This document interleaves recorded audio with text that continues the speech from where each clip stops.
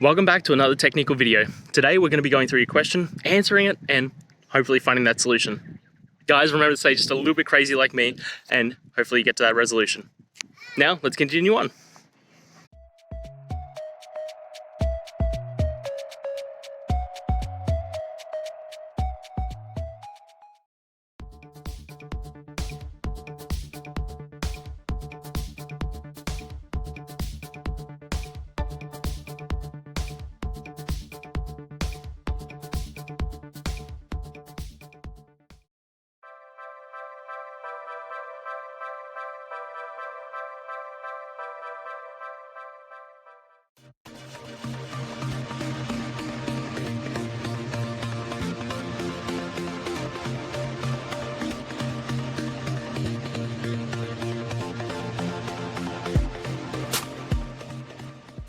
And that's it, guys.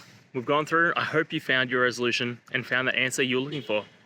If it helped, please hit subscribe. I really appreciate it. And be on the lookout for more technical help videos. Have a good one.